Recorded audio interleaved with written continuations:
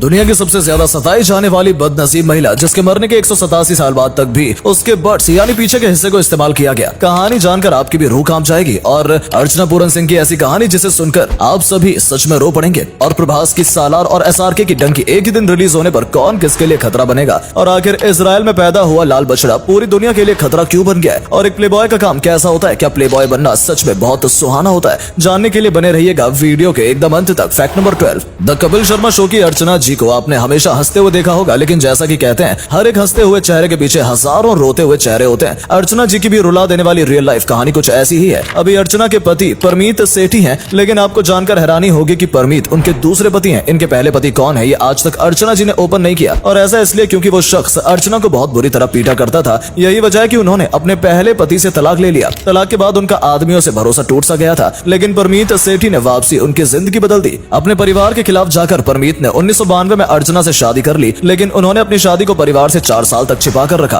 और जब परमीत ने अर्चना से शादी की बात की और घर पर खुलासा किया तो परिवार वाले एक तलाकनुमा लड़की से शादी करने की वजह से बहुत नाराज हुए। उन्होंने कई महीनों तक अर्चना से बात तक नहीं की, लेकिन धीरे धीरे सबने अर्चना को स्वीकार ही कर लिया और आज अर्चना परमीत के साथ खुशहाल जिंदगी जी रही है। फैक्ट नंबर 11, प्रशांत नील जैसे दमदार डायरेक्टर और प्रभास जैसे होनहार हीरो की सालार और हमारे किंग खान की डंकी मूवी दोनों ही रिलीज डेट क्लैश कर चुकी हैं। ये दोनों ही मूवी 22 दिसंबर 2023 को थिएटर में धूम मचाने के लिए तैयार हैं, लेकिन दो बड़ी फिल्में का एक ही दिन लॉन्च होना क्या खतरे की बात नहीं है? इस रेस में सालार या डंकी कौन सी मूवी जीतेगी और कौन डूब जाएगी? देखिए, एक साथ रिलीज होने पर बेशक ये दोनों मूवी एक दूसरे की कमाई पर इफेक्ट डालेंगे, लेकिन सालार का क्रेज रॉकिंग स्टार यश की ब्लॉकबस्टर मूवी KGF चैप्टर 3 की वजह से पीक पर है। यही वजह है कि सालार मूवी के डूबने के चांसेस बिल्कुल नहीं है, लेकिन वहीं किंग खान का क्रेज भी पूरे भारत में छाया हुआ है। तो चाहे सालार हो या डंकी, दोनों ही मूवीज के सुपर डुपर हिट जाने के पूरे चांसेस हैं। फैक्ट नंबर 10, ये एक ऐसी बदनसीब महिला की सच्ची कहानी है जिसे जिंदगी भर तंग किया गया, उसके जिस्म की नुमाइश की गई और मरने के 187 साल बाद भी उसको कफन नहीं दिया गया। साउथ अफ्रीका में 1789 में जन्मी सारा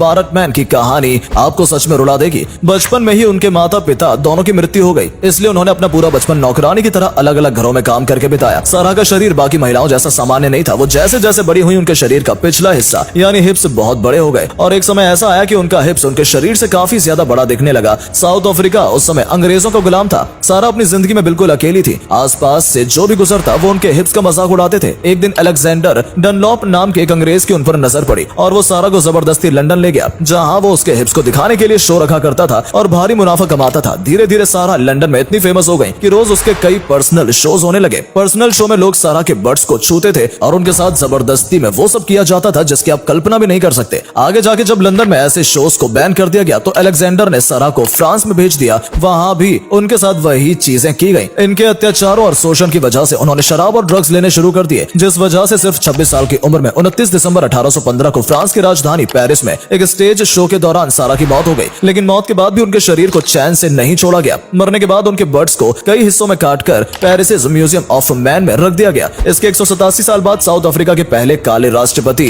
नेल्सन मंडेला की वजह से सारा के शरीर को कफन नसीब हुआ। फैक्ट नंबर 9, एक समय ऐसा था जब शिल्पा शेट्टी और अक्षय कुमार एक दूसरे के प्यार में थे और यहाँ तक कि उन दोनों की शादी के प्लान्स भी बन चुके थे। लेकिन फिर ऐसा क्या हुआ कि शिल्पा शेट्टी ने अक्षय को अपनी जिंदगी से बाहर निकाल फेंका। Actually Akshay Kumar double game खेल रहे थे। वो शिल्पा शेट्टी के साथ साथ ट्विंकल खन्ना को भी डेट कर रहे थे और जब ये बात शिल्पा को पता चली तो उन्होंने अक्षय कुमार के साथ सारे रिलेशन तोड़ दिए। इसलिए धड़कन मूवी के बाद शिल्पा शेट्टी और अक्षय ने अभी तक साथ काम नहीं किया और शायद इन दोनों के मनमुटाव की वजह से धड़कन 2 भी नहीं आएगी। फैक्ट नंबर 8, दुनिया में किसी भी देश में मुसलमानों के बीच एक बात कॉमन है कि हर एक मुसलमान अपनी जिंदगी में एक बार मक्का में जाकर नमाज और हज करना चाहता है और भारत के प्रसिद्ध गायक मोहम्मद रफी की भी यही ख्वाहिश थी। लेकिन जब वो पहली बार मक्का गए तो उन्हें हज करने के साथ साथ मक्का में अजान देने का भी मौका मिला। उस दिन उनकी सुरीली आवाज में अजान सुनकर सभी लोगों का दिल बाग बाग हो गया। आप उनके द्वारा दी गई अजान इस वीडियो में साफ सुन सकते हैं। फैक्ट नंबर 7, नायदर अली और मौलाना तारिक जमील के पॉडकास्ट की एक ऐसी बात जो आप लोगों को हैरान कर देगी। नायदर ने मौलाना तारिक से पूछा कि हमें कितनी शादी करनी चाहिए, क्या एक से ज्यादा शादी जायज है? इस बात पे उन्होंने जवाब दिया, वो आप सुन सकते हैं। एक तो मेरी जिंदगी बहुत मसरूफ थी,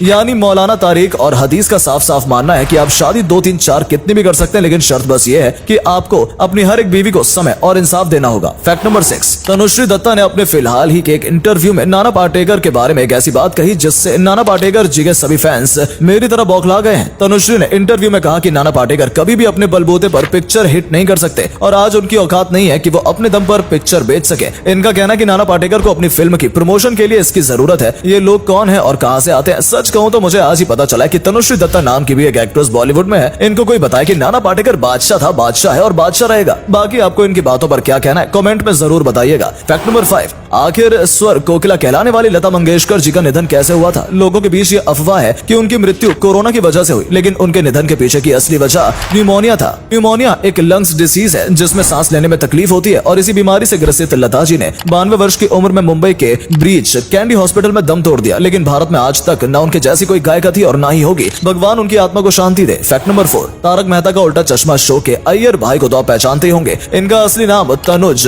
महेश बड़े है। ये शो में जितने खुश दिखाई देते हैं, असल जिंदगी में ये उतने ही ज्यादा दुखी हैं। हाल ही में उन्होंने अपने एक इंटरव्यू के दौरान बताया कि लोगों को ये पता है कि तारक मेहता वाले शो में अय्यर भाई की शादी नहीं हो पा रही है, लेकिन उनको ये नहीं पता कि असल जिंदगी में भी वो शादीशुदा नहीं है। इसकी वजह यह है कि वो दिखने में उतने अट्रैक्टिव नहीं लगते। लोग जब भी उन्हें रास्ते में मिलते हैं तो सब उनसे ये पूछते हैं कि बबीता कैसी है। कोई ये नहीं पूछता कि तनुज महेश बड़े आप कैसे हैं। फैक्ट नंबर 3, क्या सच में मक्का मदीना के काबा शरीफ की वजह से दुनिया घूम रही है और बिना काबा के दुनिया घूमना बंद कर देगी? हाल ही में ये बात सोशल मीडिया पर बहुत फैल रही है। सच्चाई यह है कि आपने चाहे किसी भी यूट्यूब चैनल या फेसबुक पेज से बात सुनी हो, लेकिन ये बात बिल्कुल गलत है। ऐसा कोई भी रिसर्च नहीं की गई है जिससे प्रूफ हो सके कि काबा और धरती के घूमने के बीच कोई संबंध है, और साथ ही साथ कुरान और हदीस में भी ऐसी कोई बात नहीं लिखी गई है। फैक्ट नंबर 2, पिछले 2000 सालों में पहली बार इसराइल में लाल बचिया मिला है। ये लाल बचिया दुनिया के अंत का संकेत है। ईसाई और यहूदी धर्म ग्रंथों में लाल बचिया का पैदा होना दुनिया के सर्वनाश का संकेत है। इसराइल के जेरूसलम बेस्ड टेंपल इंस्टीट्यूट ने लाल गाय के बछड़े के पैदा होने की जानकारी सबसे पहले दी थी और उनके मुताबिक वो अभी इस बछड़े पे इन्वेस्टिगेशन कर रहे हैं कि क्या ये सच में पूरी तरह से लाल है या नहीं। कई लोग डरे हुए हैं और कह रहे हैं कि ये बड़े बड़े देश एक दूसरे से लड़कर दुनिया को खत्म करने वाले हैं, लेकिन अभी के लिए ये सिर्फ एक भविष्यवाणी है। फैक्ट नंबर 1, आखिर प्लेबॉय का काम कैसा होता है और काम ये क्या लीगल है? ये काम दूर से देखने में जितना सुहाना लगता है, पास से उतना ही जानलेवा और खतरनाक है। एक प्लेबॉय के तौर पर आपको कई बार अपने से 3 गुनी उम्र वाली औरतों से भी मीटिंग करनी पड़ती है। साथ ही में अगर आपने उन लड़कियों से मीटिंग किया जिनके पास सेक्सुअली ट्रांसमिटेड डिसीज है, तो आपके शरीर में रोज नई नई बीमारियां जैसे एड्स, गोनोरिया और सिफिलिस हो सकते हैं। यही वजह है कि प्लेबॉय बनने के कारण आज तक हजारों लड़कों की बहुत बुरी मौत हुई है। अगर इंडिया की बात करें तो ये इंडिया में बिल्कुल इलीगल है और प्लेबॉय बनने के लिए आपको किसी भी ऑनलाइन फ्रॉड में नहीं पड़ना चाहिए। उम्मीद है कि आपको वीडियो पसंद आई होगी, इसलिए वीडियो को लाइक और अपने दोस्तों में शेयर जरूर